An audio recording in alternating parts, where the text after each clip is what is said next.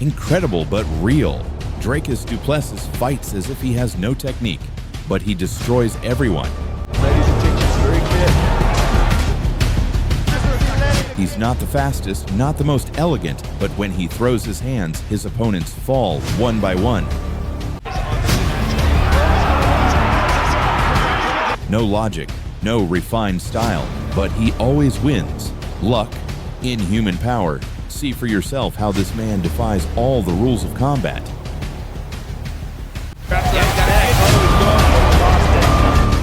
And keeps dominating. Let's unravel the mystery of Du Plessis, the man who turns chaos into victory. How does he do it? Let's find out. But first, subscribe.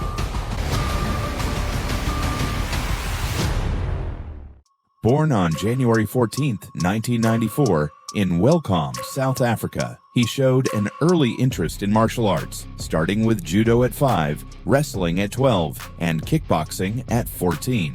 In 2012, he won gold at the Waco World Championship in K1 kickboxing, becoming South Africa's first medalist in the competition. Seeking greater financial opportunities, he transitioned to MMA. In 2013, he made his professional debut in Extreme Fighting Championship.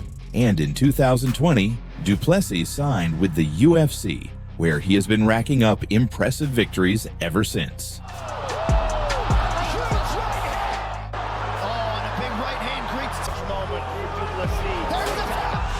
Known for his unorthodox fighting style, he holds a record of 22 wins, 2 losses, and 11 submissions, continuously proving his skill and determination inside the octagon.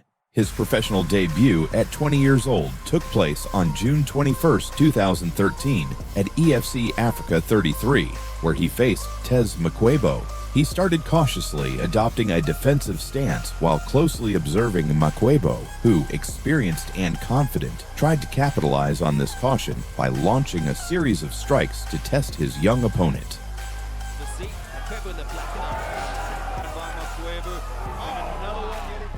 After a few minutes of exchanges, Du Plessis saw an opening and acted boldly, attempting an aerial takedown that brought the fight to the ground. Stand-up game that's surely a testament to the training that At that moment, Makwebo suffered an apparent knee injury. Despite his attempts to recover, the injury was too severe, and the referee stopped the fight, declaring Du Plessis the winner in the first round.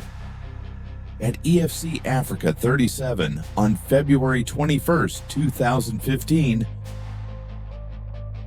Du Plessis faced Darren Daniel in a thrilling fight.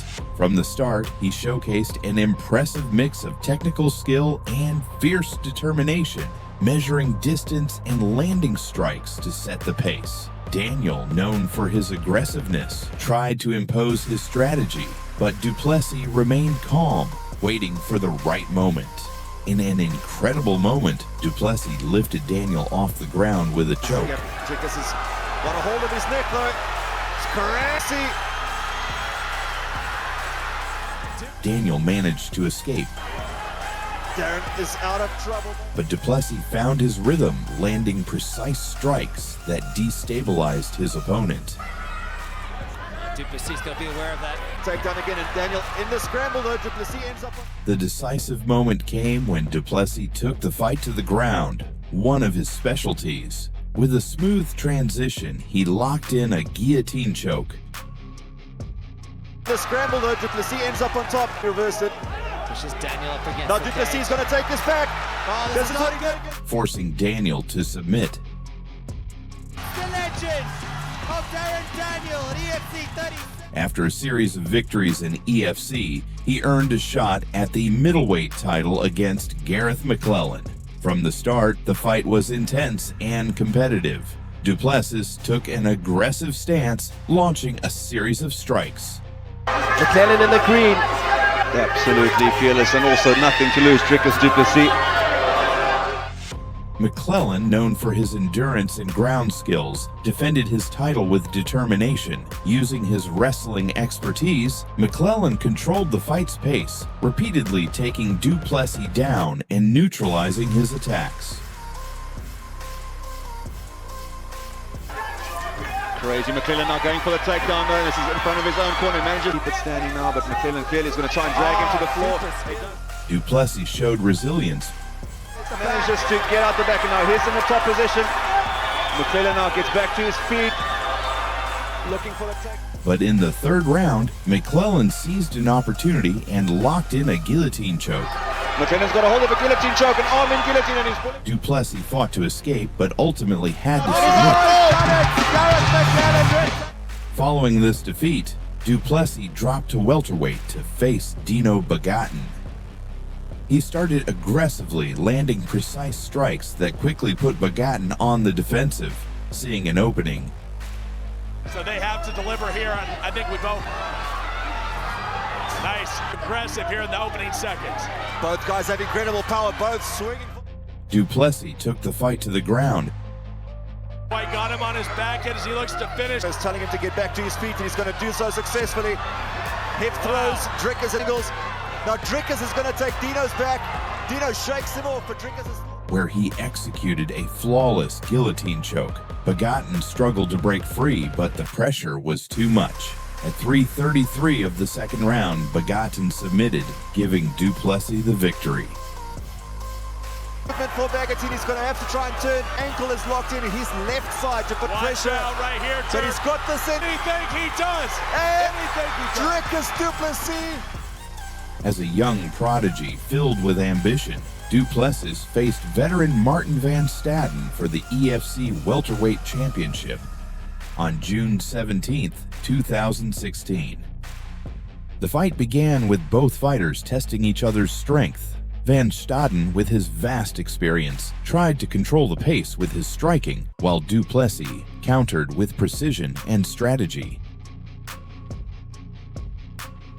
Competing right in front of you here, the main event of UFC 50. Absolutely. Long before he made his amateur MMA debut, let alone his professional debut. The Hags. Tough as nails. The intensity grew as the rounds progressed, with Du Plessis adapting and responding to every move. Nice combination. Skill set. Oh, and here we go. Attacking the body, attacking the head, mixing his shots up, and Son is a bit trouble. In the third round, the fight reached its climax when Du Plessis, displaying incredible endurance and determination, took the fight to the ground. Even halfway yet. Du Plessis is going to be a good guillotine, but Dricus is going to get featured, is going to look for the takedown, get it successfully. He locked in a guillotine choke. This might be it. Cranking. Is this it? He's got it trapped. And the crowd watched in anticipation as Van Staden struggled to escape. The pressure was relentless, and at 3:59 of the third round, Van Staden had no choice but to submit. Du Plessis claimed victory, securing his place as the UFC welterweight champion. Minute 3 seconds remaining, and he gets the victory! Dricus Du Plessis. UFC welterweight champion, still not. After some time away from EFC, Du Plessis returned, moving back to middleweight to face Yannick Bahati. From the first second, he showcased his aggression and determination, landing quick and powerful strikes that left Bahati staggering. By Du Plessis now chases it up. But Dricus is really going after. This is the most of them that he starts off a little bit slow. Bahati tried to counter with strikes and kicks, but Du Plessis remained composed, controlling the fight's rhythm. Now chases it up. He's trying to take a page out of McKeel Oberman's book and trying to finish off Bahati early. He has to pace himself as well. He can't just throw that hard early on. It's going to happen. Right hand by Du Plessis now chases it up. In a key exchange, Bahati launched a strong attack, which Du Plessis skillfully dodged before taking the fight to the ground. Du Plessis has it. He is too strong. Once there, Du Plessis executed a perfectly applied guillotine choke. He's too strong. We're looking for the tap. Trapped in the submission, Bahati had no choice but to tap. Du Plessis emerged victorious, claiming the UFC middleweight title. Du Plessis, the crowd losing their mind. He's sitting on top of the... On June 10th, 2018, Dricus traveled to KSW to compete for the welterweight title. Dricus Du Plessis versus Roberto Soldic. Soldic started the fight with a series of powerful strikes that put Du Plessis on the defensive. Athleticism from these fighters and no lack of power. And just look at... Soldic used his reach and footwork to maintain distance and land effective strikes. He's rocked him. Down goes Du Plessis from those shots. Quickly trying to open and stop that tsunami that is Soldic. Du Plessis, although hit, showed great resilience and skill in avoiding Soldic's most devastating attacks. Overtime, left, right, left hand coming in after another. Du Plessis taking all kinds of punishment. But there's a... As the round progressed, Du Plessis began finding opportunities to counterattack. You can hear his corner right now, but Dricus, of course, would like this. Drag him down, stay strong side down, or in this position. Here, but this is great defense. So he's managed to wind the clock down, but he hasn't. Near the end of the first round, he took advantage of an opening in Soldic's defense and managed to bring the fight to the ground. From there, Du Plessis attempted a guillotine choke, but the bell rang. In the second round, in a crucial moment, Du Plessis landed a devastating left hand that knocked Soldic down. The impact was so strong that after a few ground strikes, the referee had to intervene quickly, declaring Du Plessis the winner by KO at 2:33 minutes of the second round. Across the chin. Soldic again looking for that left. Oh, he got rocked. Down goes the champion with a big shot. That came from nowhere. Du Plessis in there. It's all over.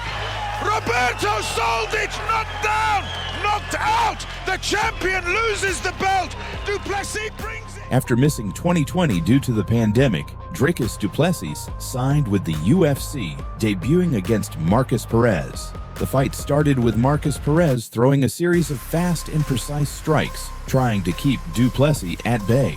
However, Du Plessis showed his agility and defensive skills, avoiding Perez's most dangerous attacks. Nice feint. Seeing as he's leaning away as he's throwing his kick. Oh, nice. Both fighters exchanged blows in the center of the octagon, with Du Plessis landing significant shots that began to wear Perez down. The intensity of the fight increased as the first minutes passed. The difference with Du Plessis is he was signed to another organization.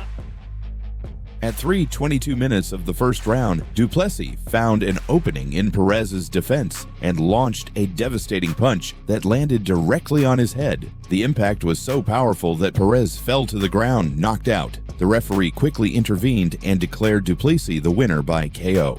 Du Plessis celebrated his victory in his UFC debut. He was signed to another organization.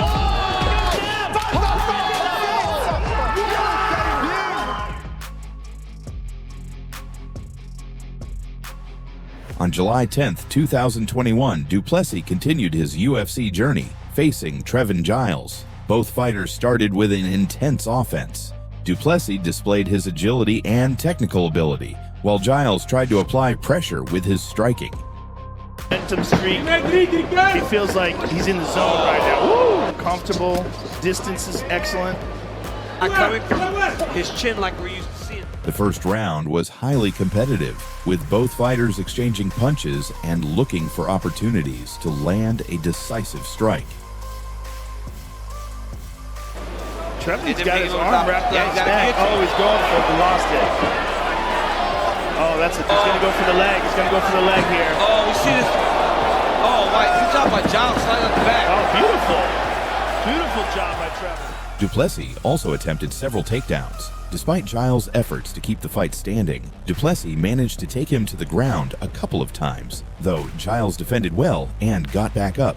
At 1:41 minutes of the second round, Du Plessis found an opening in Giles' defense and unleashed a combination of strikes, finishing with a powerful right hand that sent Giles crashing down. Du Plessis seized the opportunity and followed up with a few ground strikes until the referee stepped in, declaring Du Plessis the winner by KO. There's no tell on your head. Oh, there we go. Your Giles. Good shot. Huge right hand! Dricus Du Plessis has knocked out Trevin Giles!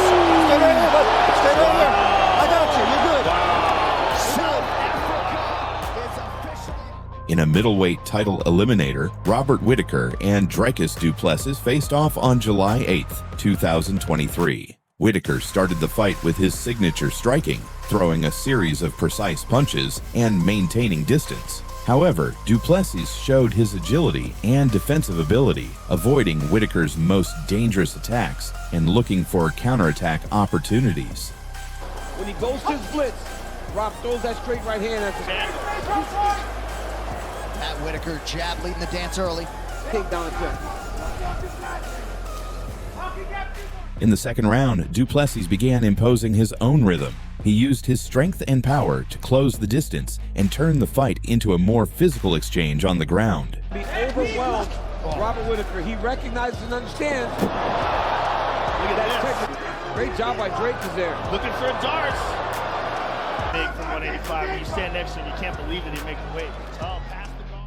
Whittaker tried to maintain his striking strategy, but Du Plessis found a key opening.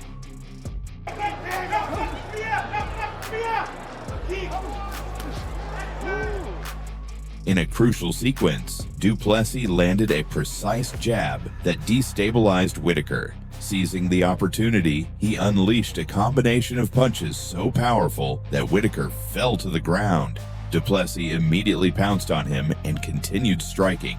Seeing that Whittaker was unable to defend himself properly, the referee stepped in and stopped the fight, declaring Du Plessis the winner by TKO at 2:23 minutes of the second round.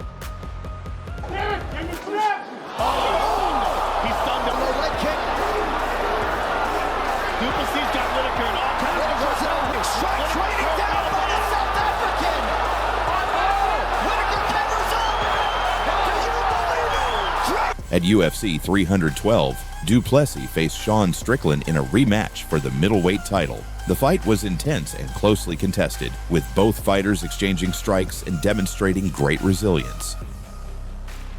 Good job defensively there by Strickland. Throw the jab with Strickland's jab, not that. The overhand right, hiding behind his shoulder. He's got a jab with him. Du Plessis used his chaotic style and submission skills to keep Strickland at bay. He's got his hands locked.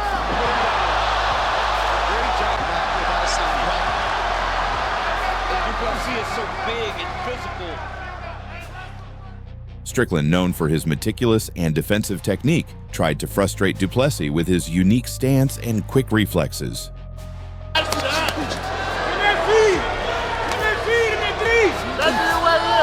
Gotta hit Strickland with something different because he's used to the conventional attacks. Both fighters had decisive moments, but Du Plessis managed to land critical strikes. Longer, because naturally you will fatigue a little bit. And John, first time as an MMA pro here in his 23rd pro fight. Looks pretty. The minutes turned into a brutal dance of strength and strategy, with Du Plessis executing spectacular takedowns that made the crowd roar with excitement.